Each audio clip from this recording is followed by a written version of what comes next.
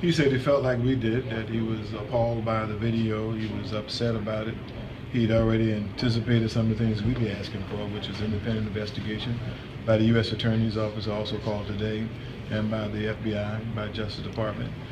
He thinks that what he saw so upset him because that's not the way Richland County is trained to conduct themselves. We learned some things today by talking to him and the Chief James. We didn't realize that 87 resource officers in the schools of this area. That concerns us.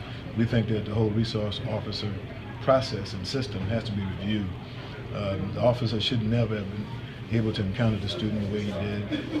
Probably shouldn't have been called at that time. Things escalated. He is trained to de-escalate, but he escalated it, made it worse than it should have been. The way she was treated, the way he conducted himself was so offensive and so appalling. You have to wonder what was going on before that video started. He could not have gone from 0 to beating her down like that. So that was some of the stuff we talked about. We also talked about what's the training and what will change now and what will be the response of Richland County. Were you satisfied with what you heard? Yes, I were. The problem that I have is that officer sent a message around the world that young people should be afraid of officer. And we have a serious psychological problem now because the kids in the class was very afraid. And now we have to ask the school district to actually have psychological testing for those kids now.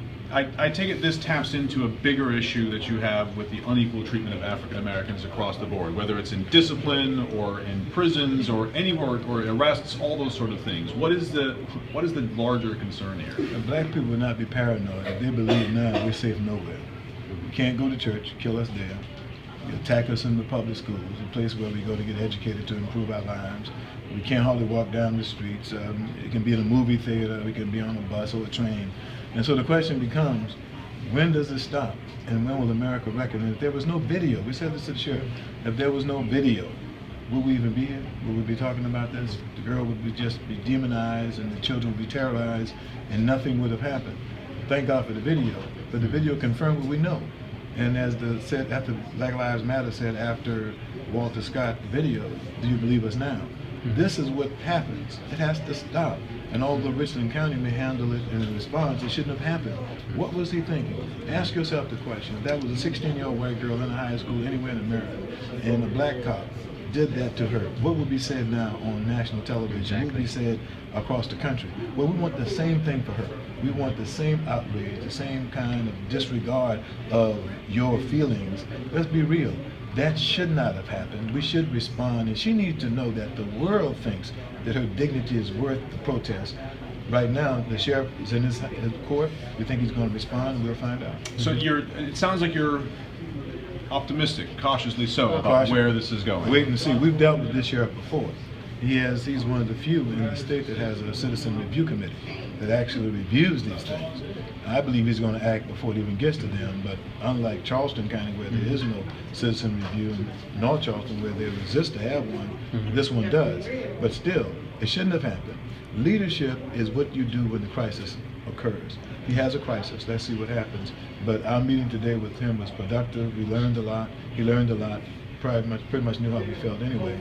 But now, action. I think by this time tomorrow, we'll know what the fate of the officer is. And all that said, 16-year-olds can be difficult. We understand she was obstinate, using her phone. I'm sure not you were. wanting to leave. I was. I'm surprised I'm obstinate now, to be quite honest. But your point, though, is regardless of that, he should have never been in that room. Should have never. Why are we having police officers deal with school discipline? Because a police officer is going to arrest. He's going to escalate. He's going to take the situation out of control and not in control. A larger issue for us is why do we even have police officers in schools now? What went on when you were in school, even further back when I was in school, if I had been obstinate, and I refused to comply with the command I was, it harkens back to slavery, when the master would be upset because you didn't submit and you did not obey. And so he has to make a point to the ones watching, which I think was going on, and to the students who was being beat down, because he wants to send a message. Well, this is 2015. That's over. We should not, that's not the way you do it. All of the educators and the psychologists and the experts tell us that's exactly the wrong way to handle that situation. But that's how he did it. He had the power of the law covering him. That's a concern for us, and we expect something will be done about it. What's the right way? Well, Well, the right way would have been that people are trained on how to approach teenagers and students when they're going through whatever she was going through.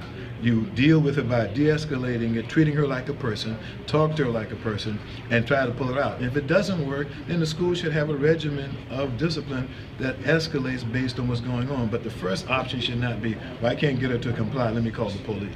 Okay. For example, pipeline to prison. We have the large amount of blacks in South Carolina. Expulsion rates are black, almost 87%. We have to deal with that.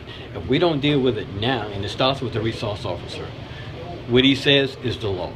If we don't deal with it now, our prison will be overfilled in the next 10 years with young people replacing the people that's now in prison. We have a serious problem with the resource officer and actually getting them to de-escalate and don't make these young people have a record. In fact, we're looking now at, in Charleston County, the majority of the teenagers that are arrested in school.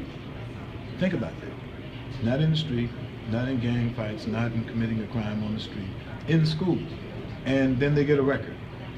At least Richland County has a process where they arbitrate it. Charleston does not.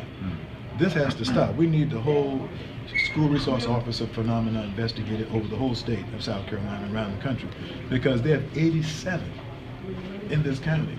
That means 87 schools have the police in the school. That means at any time this could happen. That cannot be the way we continue. There must be a better way to bring about discipline, order, and dignity. There's no story of justice here. She's not going to be made better. He's not going to be made better. That has to change. Okay. What do you think should happen to this officer? I think he should be